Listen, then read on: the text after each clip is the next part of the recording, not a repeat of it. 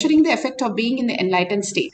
Again and again, Bhagavan clearly thoughts we are much more blessed that we can travel into multiverse softwares from anywhere into this, as Bhagavan manifests in each one of us. The Shastra Pramana, and we can experience beyond the mind and experience the consciousness. Is taken from the Vijnana Bhairava Tantra, Sutra 63, Dharana 40. Sarvam de manaha, sarvam deyam hyamodayaha. Bhagavana Bhairava Tantra, Sutra 60. But continuously cognize, keeping them beyond, indeed are simultaneously of the essence and nature of the consciousness. In the infinite space oneness, then the supreme awakening happens. How Bhagavan clearly is free from the doubt of the root cognition.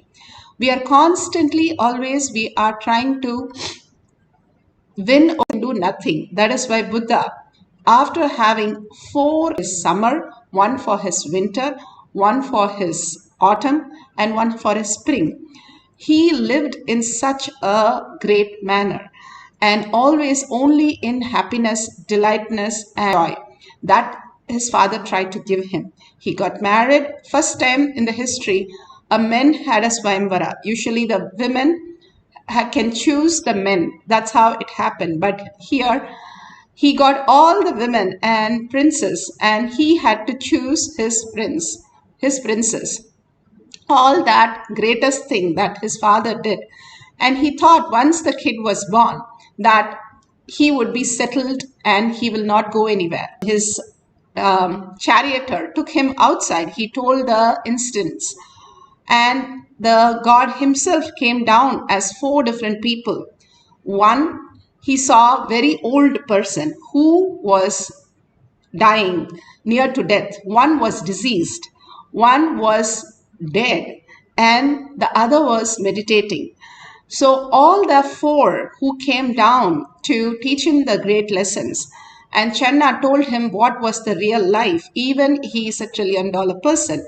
The outer world is not real. For us to wake up, Maya does everything, pull away things that we like and put things which we don't like, and everything is a mess just for us to wake up. And when we understand, instead of getting disturbed by that, just enjoy that as happenings of our life, whatever, however misery, and looking at it from the inner space, we'll wake up to the higher science and not have to go through much more than that. There is no limit of it can disturb us, and it goes on deeper and deeper till we wake up. So instead, we can look in, the Bhagavan says, bring your focus into the inner space. The samyama that Bhagavan has given us, the pure silence, living in the silence. How he gave nirahara samyama, then he gave so many samyamas for us to look in who we are. Now he has given the samyama. Samyama means dharana, dhyana, samadhi. Dharana is putting your focus on inner space for some time instead of your outer world. And dharana, dhyana, focusing on who you are, which is Bhagavan says Paramashiva. Because he is Paramashiva, he says his Guru initiated him, and we are Paramashiva because Bhagavan is saying that I am Paramashiva, holding that as our past, present, future oneness. And Samadhi, when we are meditating on that, when we are in that space, manifesting the powers, cognitively understanding that we are not just the grass body, but we are the quantum, getting absorbed into the quantum space.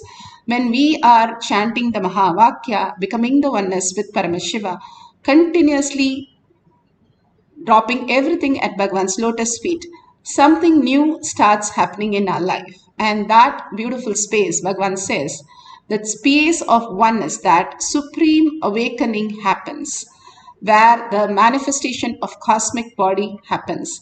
That body, that we are one and the same with everything that exists, starts manifesting as truth.